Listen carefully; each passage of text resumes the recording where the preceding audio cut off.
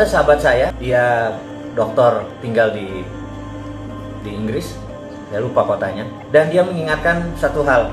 Dia adalah lembaga researcher, jadi dia kerjanya cuma meresearch saja. Dia mengabari saya dan sejak Februari kami intens, dan dia menyatakan sebuah informasi yang sangat penting yang saya pikir harus dibagikan ke teman-teman dan kalau perlu ke gugus tugas COVID.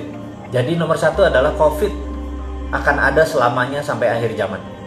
Itu kira-kira informasi yang akan dimulai dengan pernyataan hari ini. Jadi COVID akan ada sampai akhir zaman karena yang namanya virus ini sejak dulu juga sudah ada gitu ya. Nah, beberapa mungkin sepakat bahwa COVID yang kali ini adalah di enrich atau diperkaya. Terlepas nanti teori konspirasinya, teman-teman sendirilah yang nanti bisa memutuskan apakah ini memang deadly, mematikan atau tidak. Tetapi dunia kacau balau dengan adanya COVID. Nah, dia mengingatkan bahwa cara yang terbaik saat ini, dan tolong diingatkan ke pemerintah Indonesia, bagaimana menyelesaikan COVID supaya kita dalam posisi menang. Damai itu sebenarnya kata yang saya tidak suka. Karena kita berdamai, sementara makhluk itu yang namanya COVID, dia nggak berdamai. Jadi kitanya berdamai, kitanya kasih bendera putih, dia tetap nyerang kita. Dan ini membuat kita menjadi tidak aware gitu ya. Nah, saya tidak ingin ini terjadi berlama-lama. Saya ingin memanfaatkan kesempatan hari ini untuk menyelesaikan COVID once for all.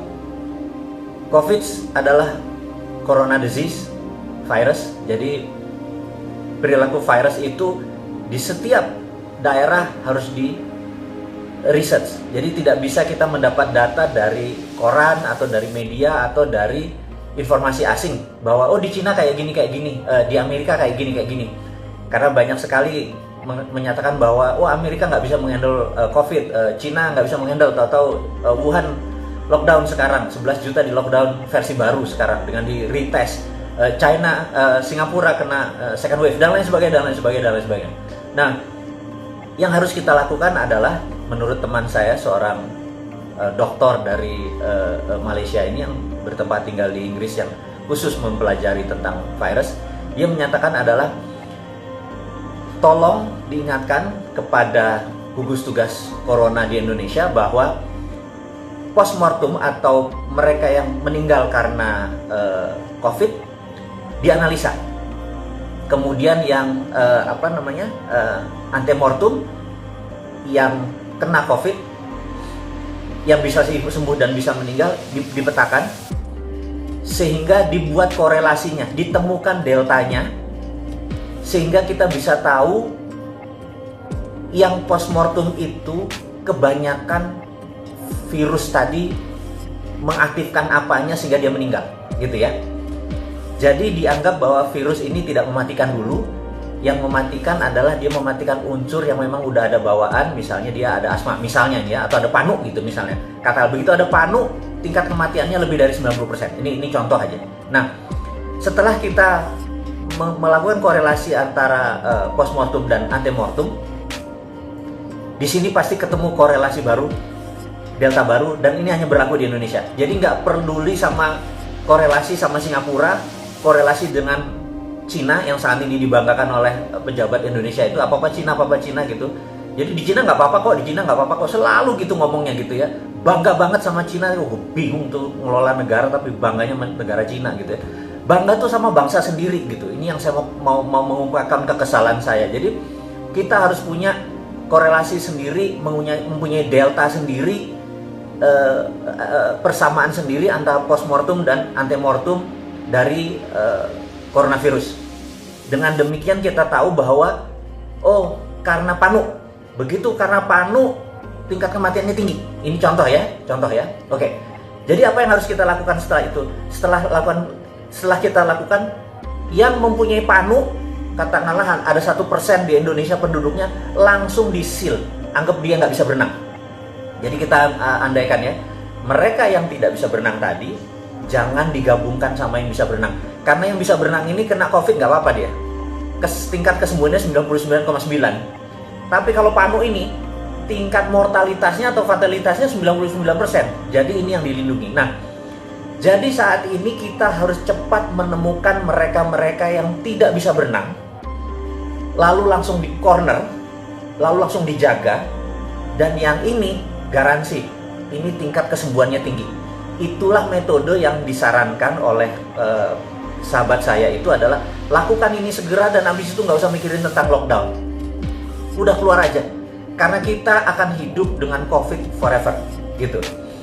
Jadi ada istilah istilah yang lagi populer sekarang, new normal gitu ya. New normal tuh kalau ditanya apa sih new normal, Anda pasti bingung new normal tuh apa aja. Itu adalah istilah orang pinter yang keminter yang membuat saya kadang-kadang apa sih new normal itu gitu ya. Tapi lama-lama saya pikir juga, waktu sahabat saya bilang enggak, new normal itu cuma satu katanya. Ke depan itu yang namanya cleanliness sama higienis, itulah new normal. Jadi oke. Karena kita akan hidup dengan COVID selamanya, maka new normal itu adalah kebersihan, higienis dan cleanliness dan kebersihan kita mencucikan diri, disinfektan, hand sanitizer, kebiasaan kita menjadi makhluk yang lebih bersih.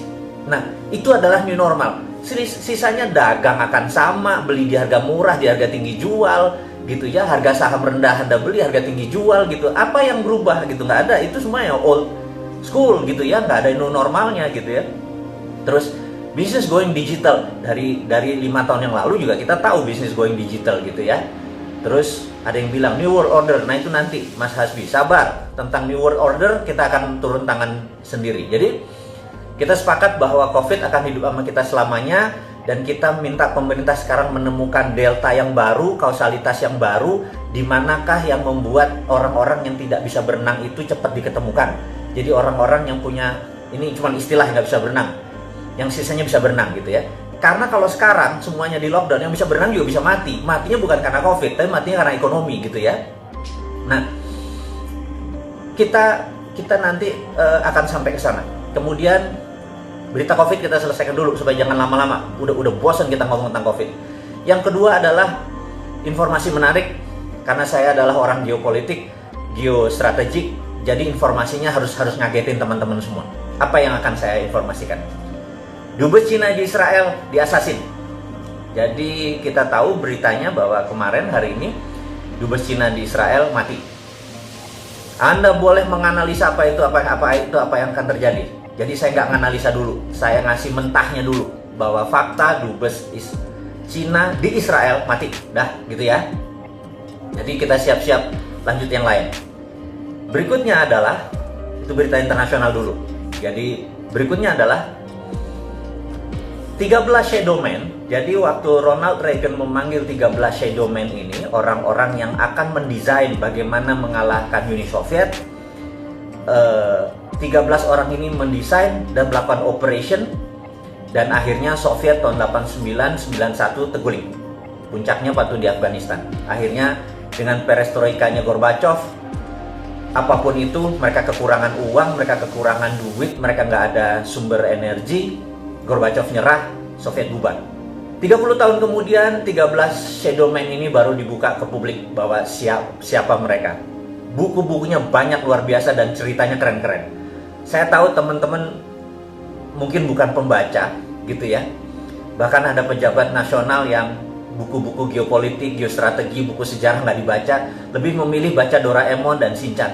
Saya sudah baca buku Doraemon dan Shinchan, nggak ada tuh tulisan tentang Roger Robertson, orang-orang salah satu di antara 13 ini, saya nggak nemu gitu ya. Kalau dia nggak tahu siapa 13 orang ini, bagaimana bisa ngelola negara, pejabat-pejabat itu? Saya pikir kok bacanya Shinchan. Saya juga pengen, oke deh, saya mungkin akan membuat komik Shinchan untuk diisi ceritain tentang 13 shadow men ini supaya masuknya dari kekinian gitu ya, dengan membaca Shinchan dan Doraemon gitu ya. Nah mungkin karena ini bukunya bahasa Inggris, sangat sedikit sekali orang Indonesia yang suka buku bahasa Inggris, apalagi geopolitik, sehingga hal-hal seperti gini mereka bilang, untuk apa sih, what's in it for me, untungnya buat gue apa gitu ya. Toh ada si Bosman yang bakal ceritain, it's a good point gitu ya. Ya sudah, saya aja yang cerita gitu ya. Jadi 8 dari 13 shadow men itu ternyata masih hidup gitu ya. Saat ini mereka seminggu terakhir setiap hari ada di Oval House, ada di West Wing, ada bertemu dengan Trump. Nah, ini yang saya mau menceritakan adalah kira-kira apa ya yang akan mereka desain? Mereka mau ngapain?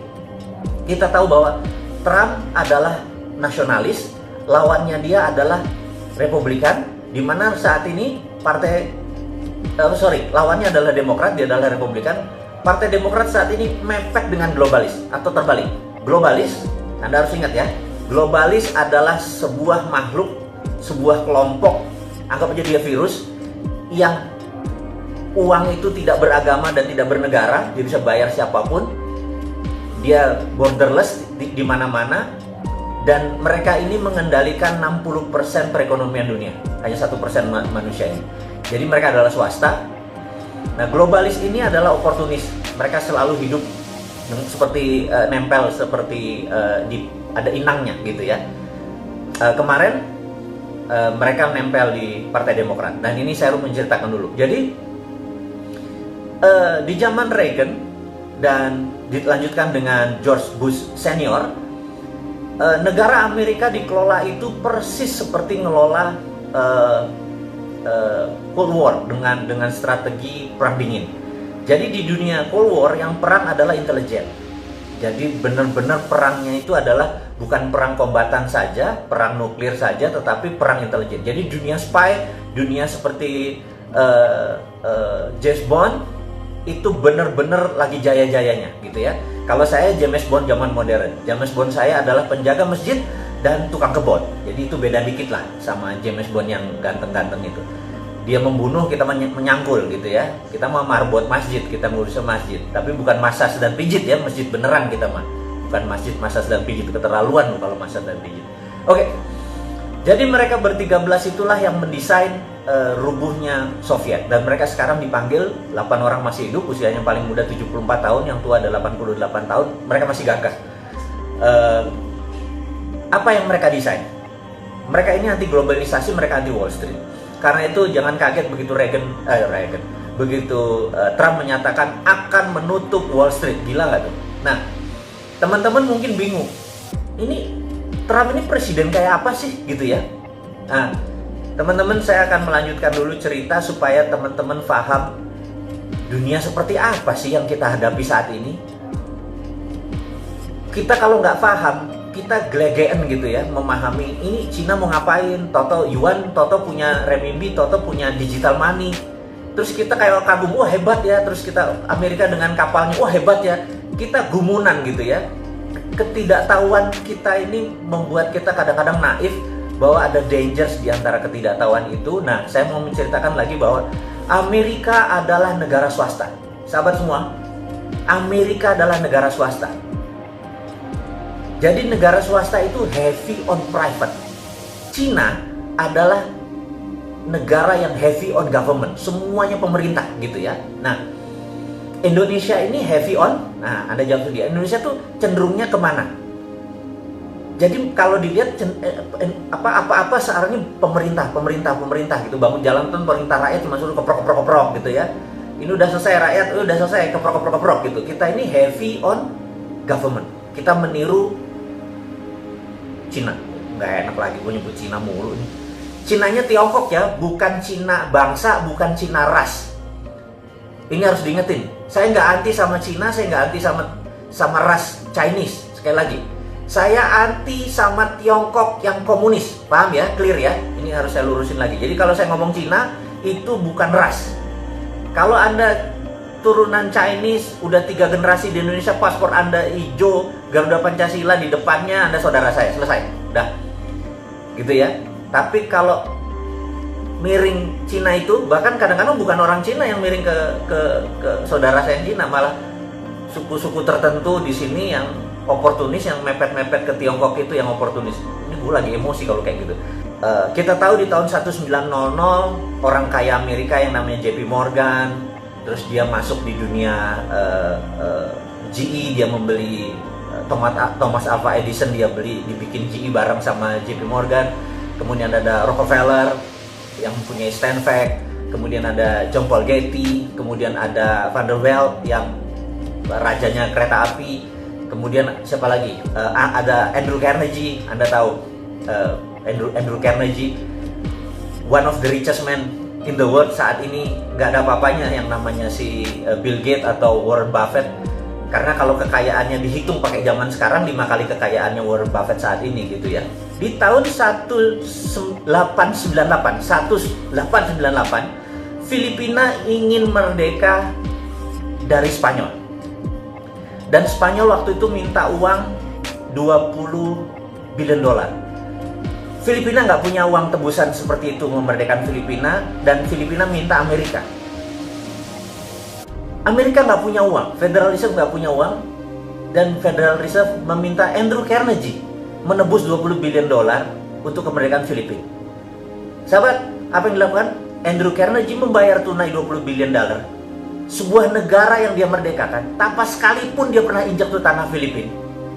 Jadi, ini membuktikan satu hal, bahwa swasta Amerika lebih kaya daripada negara Amerika.